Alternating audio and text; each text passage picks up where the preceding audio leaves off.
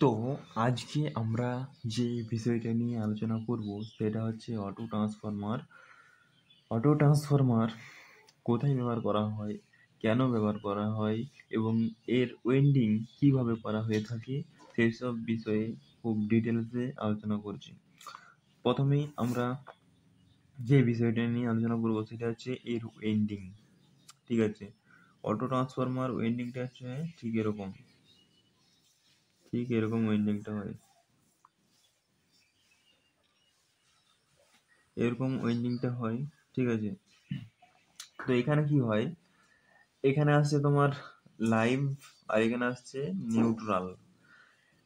Transformer কি থাকে, আমাদের যে পাড়ার মোড়ে ট্রান্সফার থাকে, ঠিক আছে, বা স্টেপ আপ ট্রান্সফরমার থাকে, ওখানে কি দুটো ওয়েন্ডিং থাকে, কিন্তু এখানে একটাই ওয়েন্ডিং থাকে। দেখো, যেখানে আমাদের পাড়ার মোড়ে ট্রান্সফরমার থাকে সেখানে কিরকম ওয়েন্ডিং থাকে দেখাচ্ছে, এরকম দুটো ওয়েন্ডিং থাকে, হ্যাঁ। কিন্তু অটো ট্রান্সফরমার ক্ষেত্রে আমাদের একটি ওয়েন্ডিং থাকে। তো এখানে কিভাবে আমাদের ভোল্টেজ কমানো বা বাড়ানো হয়, এখানে তোমার এখান থেকে একটা লাইভ বেরাচ্ছে, ঠিক আছে, আর এখানে নিউট্রালটা বেরাচ্ছে। ধরো এটার নাম দিচ্ছি এ বি সি, এটা হচ্ছে V1 আর এটা হচ্ছে V2।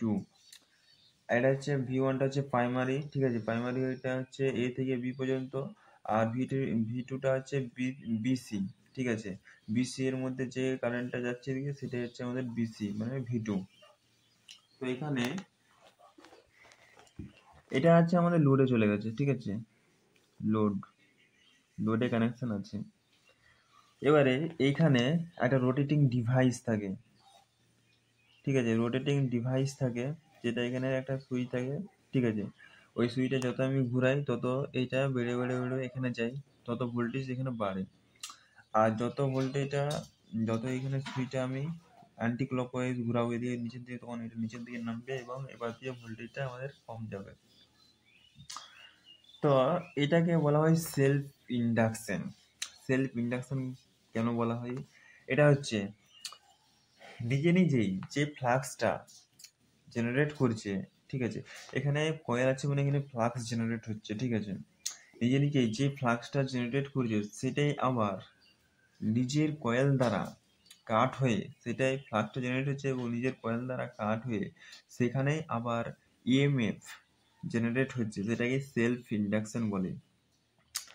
নিজেই ফ্লাক্স জেনারেট করছে আবার নিজেই ফ্লাক্স কাট হয়ে সেখানে ইএমএফ জেনারেট করছে, ঠিক আছে, করে এখানেও আমাদের ভোল্টেজ যাচ্ছে, কারেন্ট যাচ্ছে, ইএমএফ, ঠিক আছে, ইএমএফটা জেনারেট হয়ে দিয়ে লোডে যাচ্ছে।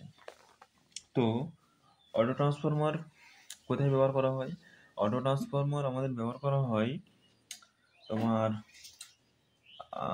লো ভোল্টেজ, ঠিক আছে, এখানে স্টেপ ডাউন ভোল্টেজের ক্ষেত্রে আমাদের অটো ট্রান্সফরমার ব্যবহার করা হয়। মানে যেখানে ভোল্টেজ কম দরকার সেখানে আমাদের অটো ট্রান্সফরমার ব্যবহার করা হয়।